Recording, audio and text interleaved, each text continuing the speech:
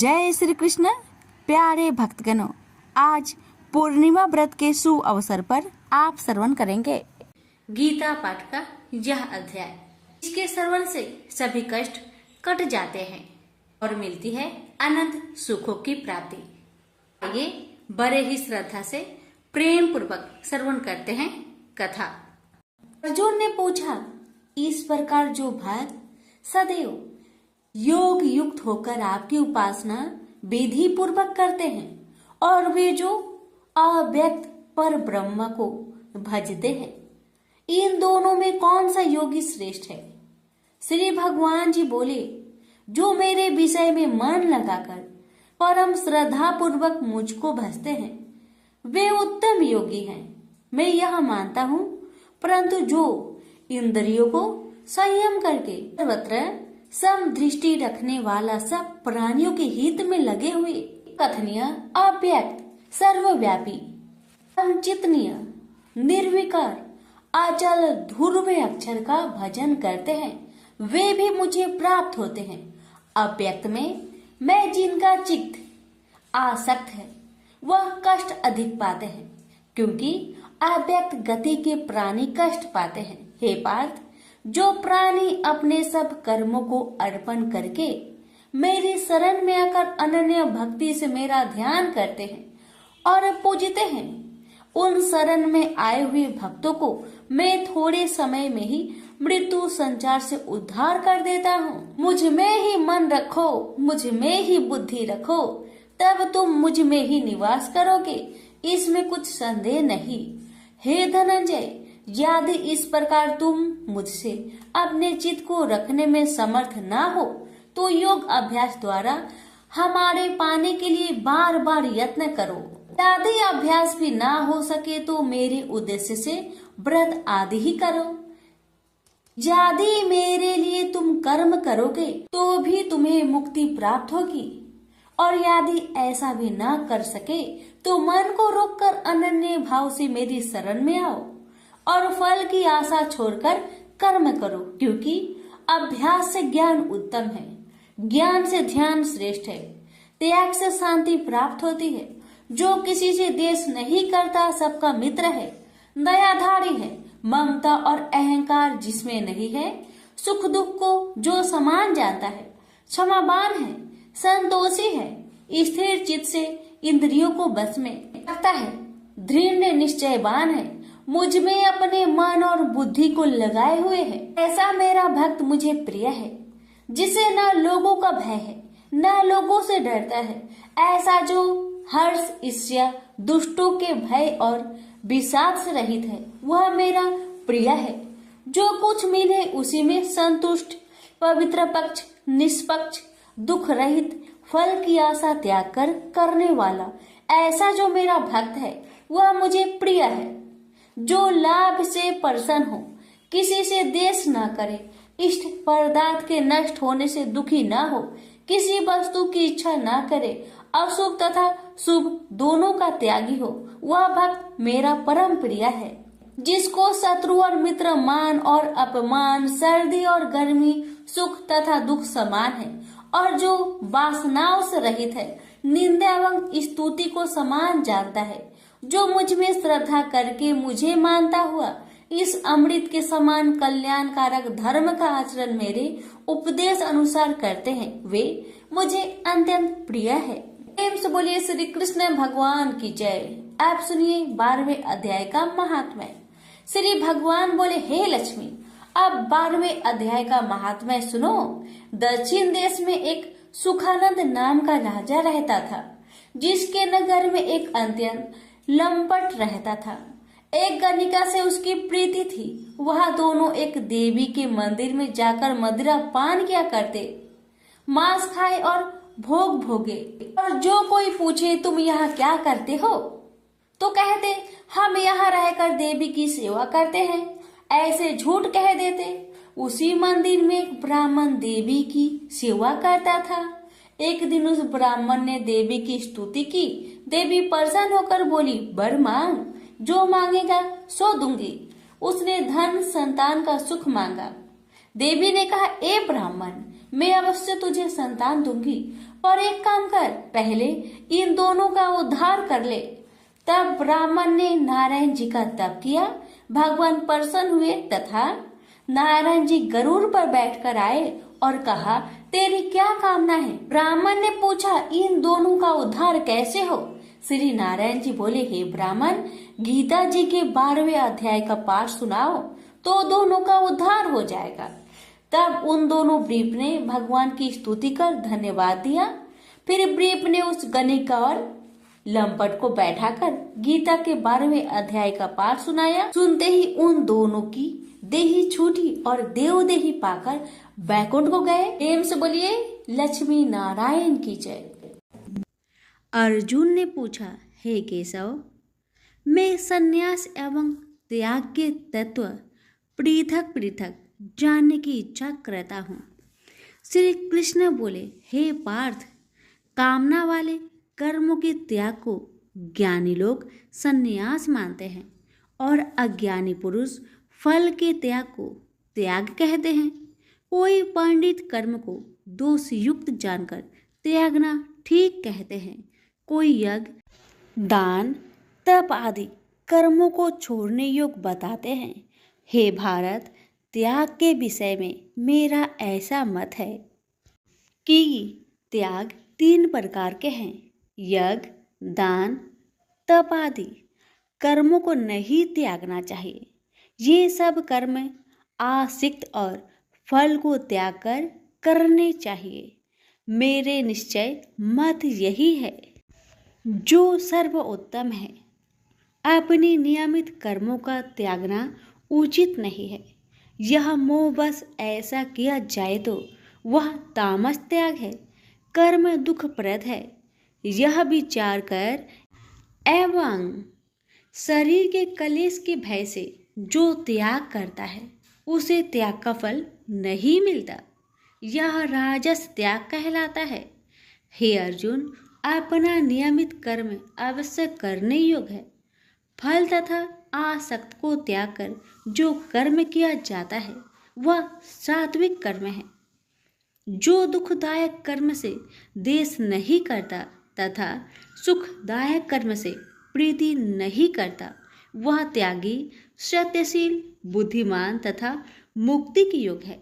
देहधारी संपूर्ण कर्मों का त्याग नहीं कर सकता। कर्म का फल त्याग कर कर्म करने वाला त्यागी है।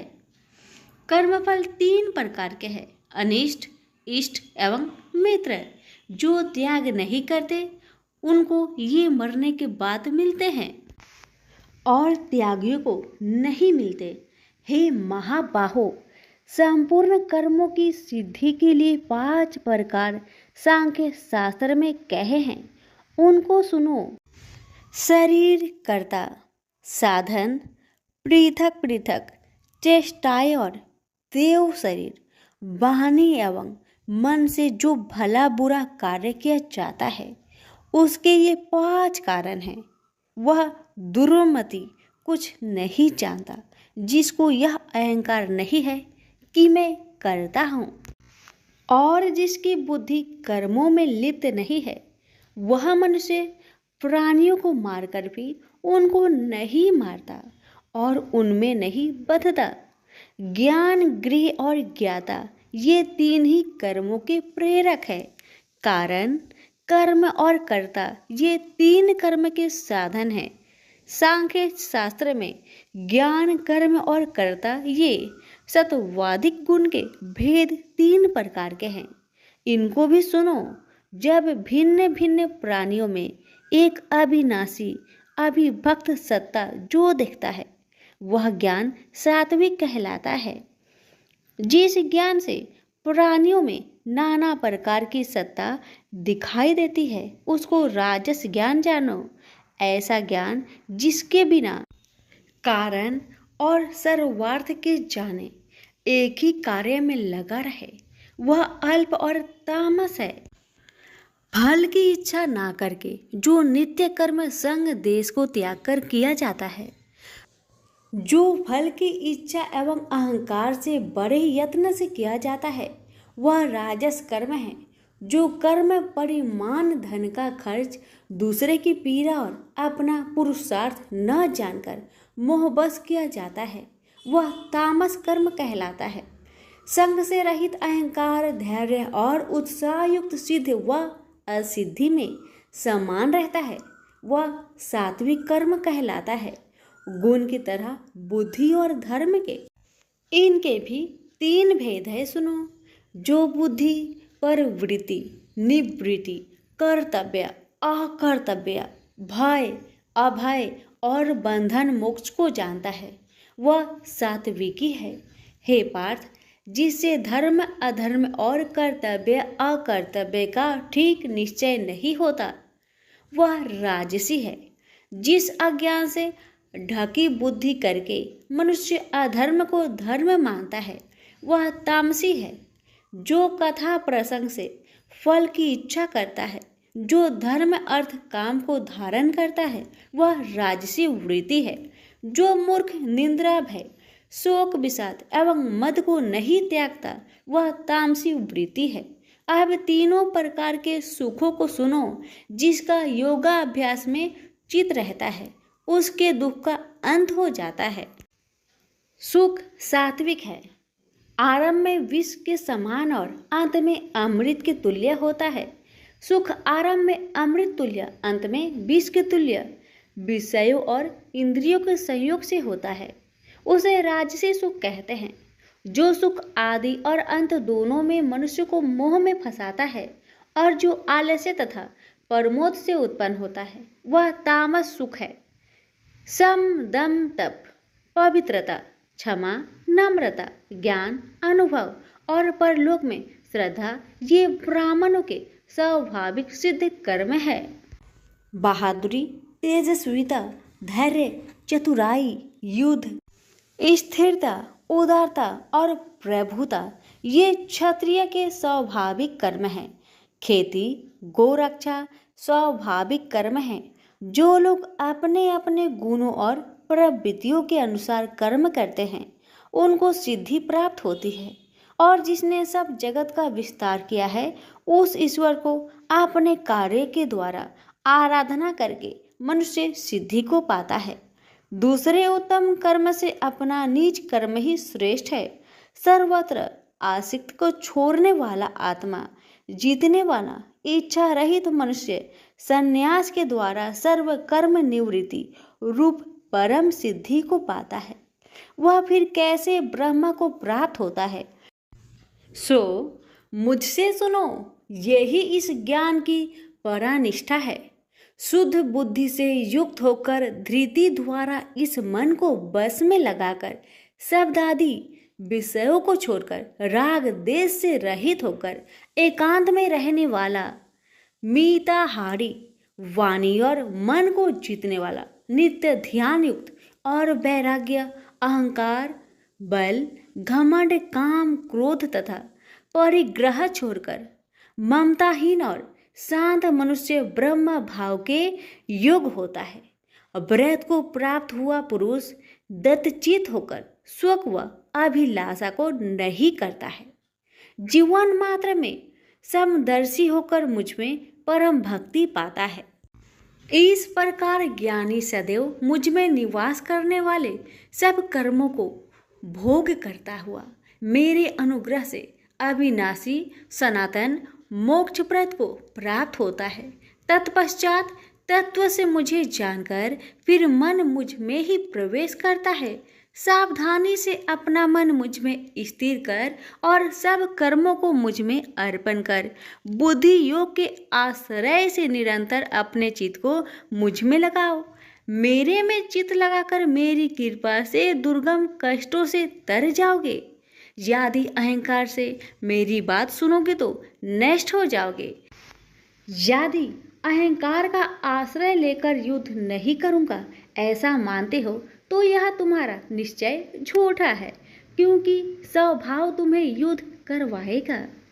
हे कौतन्य, जिस कर्म को तू अब मोह से करना चाहता है उसे अपने स्वाभाविक कर्म से बंधा हुआ बेबस होकर करेगा। हे अर्जुन, जीवों के हृदय में स्थिर ईश्वर उनको माया से भ्रमा रहा है, मानो सब यंत्र पर चढ़े हैं।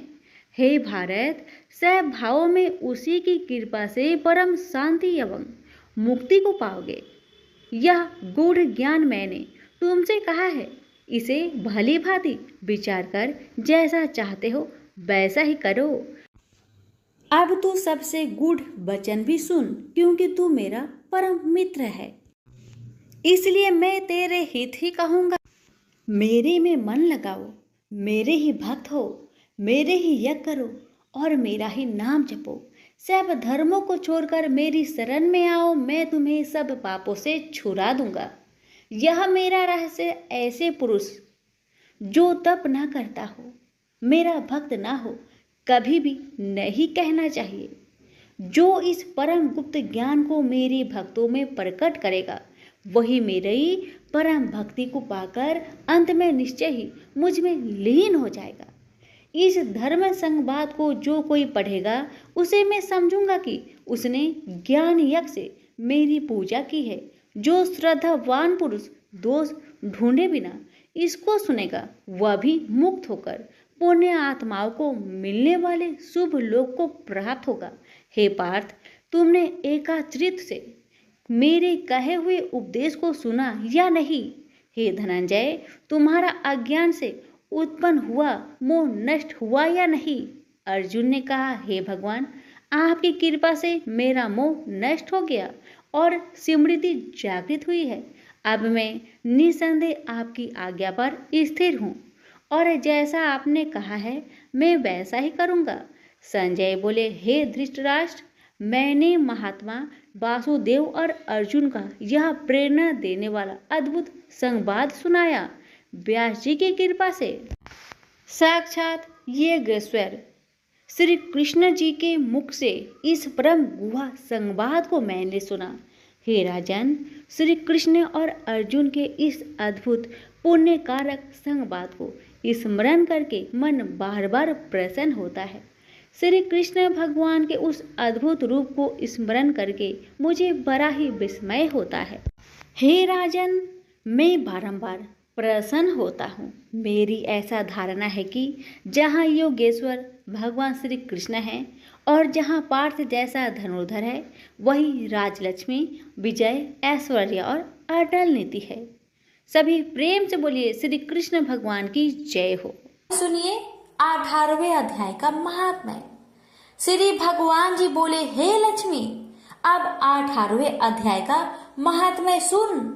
जैसे सब नदियों में गंगा जी, गौ में कपिला, कामधेनु और ऋषियों में नारद श्रेष्ठ है, उसी तरह गीता जी के सब अध्यायों में 18वां अध्याय श्रेष्ठ है। एक समय सेमरु पर्वत पर देवलोक में इंद्र अपनी सभा लगाए बड़ी प्रसन्नता में बैठे थे। उर्वशी नृत्य कर रही थी। इतने में एक चतुर्भुज रूप जीव को पार्षद ले आए और इंद्र को वह बहुत अखड़े। उस तेजस्वी को बैठा तो दिया, किंतु अपने गुरु बृहस्पति जी से कहा, हे गुरुदेव, आप त्रिकालदर्शी हो, देखो इसने ऐसा कौन सा पुण्य किया है जिससे यह इंद्र आसन का अधिकारी हुआ। मेरे जाने तो इसने तीर्थ व्रत या दान कोई नहीं किया, शिवालय व ठाकुर मंदिर नहीं बनवाया, तालाब नहीं खुदवाया। यह सब बातें बृहस्पति जी ने भगवान से कही। तब भगवान ने बृहस्पति जी से कहा कि इसके मन में तो भोगों की वासना थी, परंतु यह गीता जी के 18वें अध्याय का नित्य पाठ करता था। इससे जब इसने अपनी देह को त्यागी, तब मैंने आज्ञा करी, हे पार्षदों, तुम इसको पहले ले जाकर इंद्र लोक के सुख भोगवाओ। जब इसका मनोरथ पूर्ण हो जाए, तब मेरी सायुज्य मुक्ति को पहुंचा दो।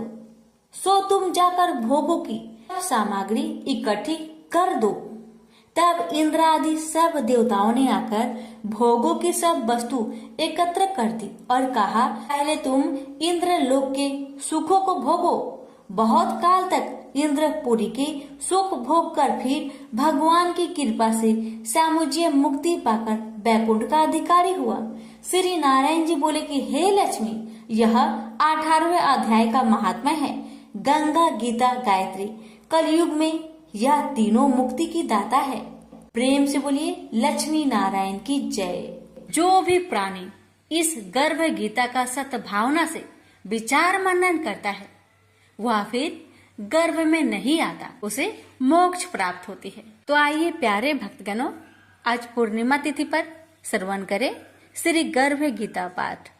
श्री कृष्ण भगवान जी का वचन है, जो प्राणी इस गर्भ गीता का सद्भावना से विचार मनन करता है सो पुरुष फिर गर्भवास में नहीं आता है।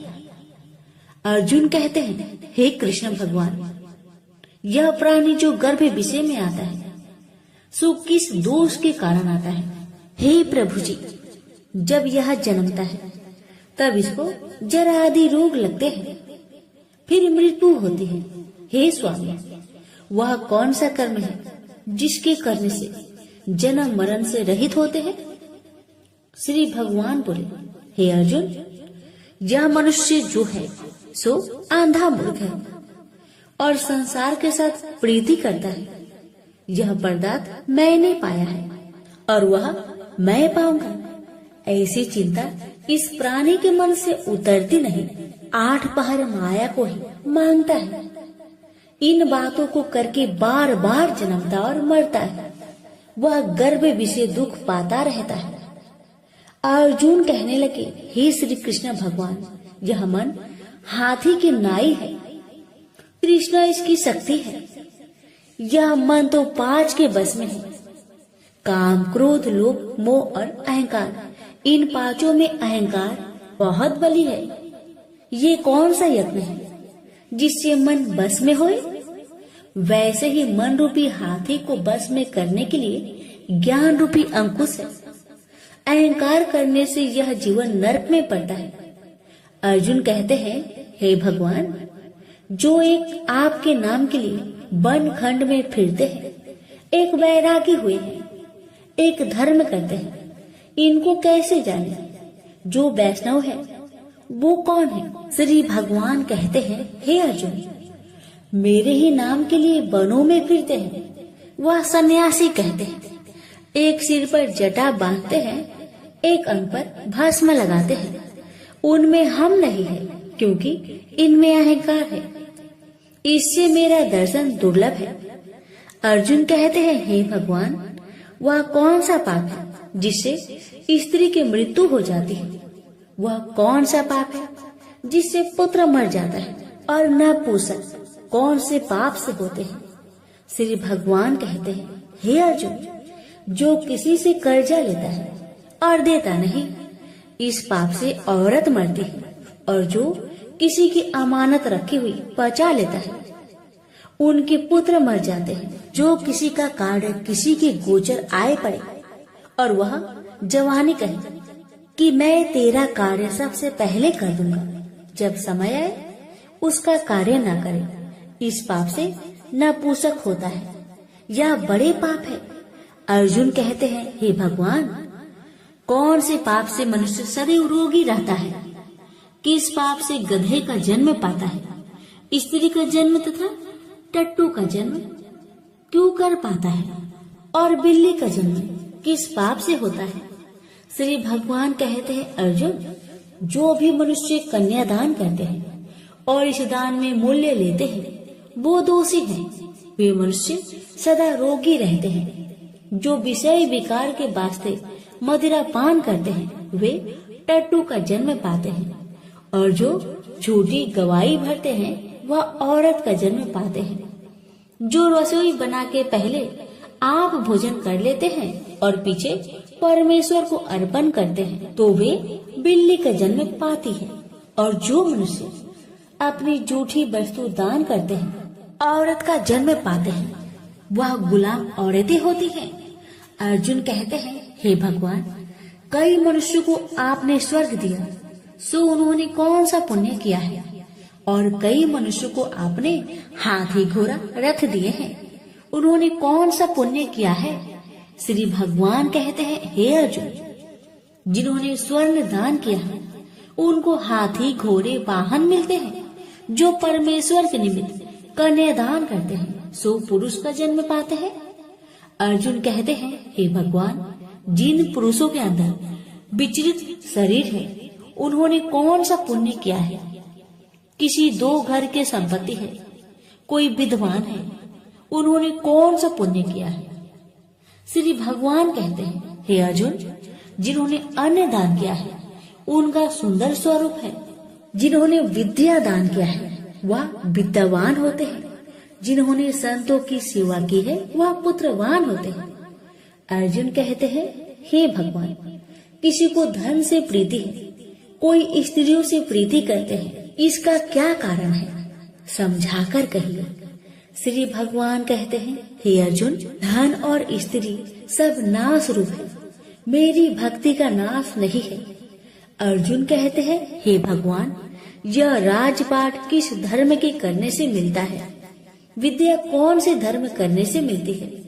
श्री भगवान कहते हैं, हे अर्जुन, जो प्राणी काशी जी में निष्काम भक्ति से तप करते हुए देह त्यागते हैं वह राजा होते हैं, और जो गुरु की सेवा करते हैं सो विद्वान होते हैं। अर्जुन कहते हैं, हे भगवान, किसी को धन अचानक बिना किसी परिश्रम से मिलता है सो उन्होंने कौन सा पुण्य किया है?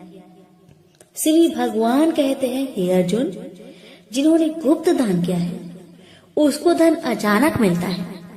जिसने परमेश्वर निमित्त पराया कार्य संवारा है वह मनुष्य रोग से रहित होते हैं। अर्जुन कहते हैं, हे भगवान, कौन सा पाप से अम्ली होते हैं और कौन से पाप से गूंगे होते हैं और कौन से पाप से कुष्ठी होते हैं? श्री भगवान कहते हैं, हे अर्जुन, जो आदमी नीच कुल की स्त्री से गमन करते हैं सो अम्ली होते हैं। जो गुरु से विद्या पढ़कर मुकर जाते हैं सो गूंगे होते हैं। जिन्होंने गौ घात किया है वे कुष्ठी होते हैं। अर्जुन कहते हैं, भगवान, जिस किसी पुरुष के देह में रक्त का विकार होता है वह किस पाप से होता है? और कोई दरिद्र होते हैं, किसी को खरक वायु होती है, और कोई अंधे होते हैं तो कोई पंगुल होते हैं, सो कौन से पाप से रहित होते हैं? और कई स्त्रियां बाल विधवा होती है तो यह किस पाप से होती है? श्री भगवान कहते हैं, हे अर्जुन, तो सदा क्रोधवान रहते हैं उन्हें रक्त विकार होता है। जो मलिन रहते हैं वह सदा दरिद्री होते हैं। जो कुकर्मी ब्राह्मण को दान देते हैं उनकी खरक वायु होती है। जो पराई स्त्री को नंगी देखते हैं, गुरु की पत्नी को कुदृष्टि करते हैं सो अंधे होते हैं। जिसने गुरु और ब्राह्मण को लात मारी है सो लंगड़ा व पंगुल होता है। जो औरत अपने पति को छोड़कर पराये पुरुष से संग करती है सो वह बाल विधवा होती है। अर्जुन कहते हैं, हे भगवान, आप पर ब्रह्मा हो, आपको नमस्कार है। आगे मैं आपको संबंधी जानता था, परंतु अब मैं ईश्वर रूप में जानता हूँ। हे पर ब्रह्मा, गुरु दीक्षा कैसी होती है सो कृपा करके मुझसे कहिए। श्री भगवान कहते हैं, हे अर्जुन, तुम धन्य हो, तुम्हारे माता पिता भी धन्य हैं, जिनके तुम ऐसे पुत्र हो। हे अर्जुन, सारे संसार का गुरु जगन्नाथ, विद्या का गुरु काशी, चारों वर्णों का गुरु सन्यासी है। सन्यासी उसको कहते हैं जिन्हें सबका त्याग करके मेरे प्रति मन लगाया है, सो ब्राह्मण जगत गुरु है। हे अर्जुन, यह बात ध्यान देकर सुनने की है। गुरु कैसा करे? जिसने सब इंद्रियां जीती हो, जिसको सब संसार ईश्वर में नजर आता हो और सब जगत से उदास हो। ऐसा गुरु करे जो परमेश्वर को जानने वाला हो और उस गुरु की पूजा सब तरह से करे। हे अर्जुन, जो गुरु काम भक्त होता है और जो प्राणी गुरु की पूजा सब तरह से करे, हे अर्जुन, सो गुरु का भक्त होता है। और जो प्राणी गुरु की पूजा सब तरह से करे, हे अर्जुन, जो गुरु का भक्त होता है और जो प्राणी गुरु के सम्मुख होकर भजन करते हैं उसका भजन करना सफल है। जो गुरु से विमुख है उनको सप्त ग्राम मारे का पाप है। गुरु से विमुख प्राणी दर्शन करने योग्य नहीं होते। जो गृहस्थी संसार में गुरु के बिना है, चंडाल के समान है। जिस तरह मदिरा का भंडार हो, उसमें जो गंगा जल है सो अपवित्र है, इसी तरह गुरु से विमुख का भजन सदा अपवित्र होता है। उसके हाथ का देवता भी नहीं लेते, उसके सब कर्म निष्फल है। कुकर, सुकर, गंधर्व, काक, ये सब की सब योनि में बड़ी खोटी योनि है। सबसे यह मनुष्य खोटा है जो गुरु नहीं करता। गुरु बिना गति नहीं होती, यह अवश्य नरक को जाएगा। गुरु दीक्षा बिना प्राणी के सब कर्म निष्फल होते हैं। हे अर्जुन, जैसे चारों वर्णों को मेरी भक्ति करना योग है, तैसे गुरु धार के गुरु की भक्ति करना योग है। जैसे गंगा नदियों में उत्तम है, सब व्रतों में एकादशी का व्रत श्रेष्ठ है, वैसे हे अर्जुन, शुभ कर्मों में गुरु सेवा उत्तम है। गुरु दीक्षा बिना प्राणी पशु योनि को पाता है। जो धर्म भी करता है सो पशु योनि में फल भोगता है, 84 योनियों में भ्रमता रहता है। अर्जुन कहते हैं, हे श्री कृष्ण, भगवान गुरु दीक्षा क्या वस्तु है? भगवान कहते हैं, अर्जुन धन्य जन्म है तेरा जिसने यह प्रश्न किया है। तू धन्य है। गुरु दीक्षा के 2 अक्षर हैं, हरिओम। इन अक्षरों को गुरु कहता है। यह चारों वर्णों को अपना श्रेष्ठ है। हे अर्जुन, जो गुरु की सेवा करता है उस पर मेरी प्रसन्नता है। वह 84 से छूट जाएगा, जन्म मरण से रहित हो, नरक नहीं भोगता। गुरु की सेवा करता है, उसको कई अश्वमेघ यज्ञ के पुण्य का फल मिलता है। गुरु की सेवा मेरी सेवा है। हे अर्जुन, हमारे तुम्हारे संवाद जो पढ़ेंगे सो गर्भ के दुख से बचेंगे, 84 कट जाएगी। इसी से इस पाठ का नाम गर्भ गीता है। श्री कृष्ण भगवान जी के मुख से अर्जुन ने श्रवण की है। गुरु दीक्षा लेना उत्तम कर्म है। उसका फल है कि नरक से वह 84 से जीव बचा रहता है। भगवान बहुत प्रसन्न होते हैं। प्रेम से बोलिए श्री कृष्ण भगवान की जय।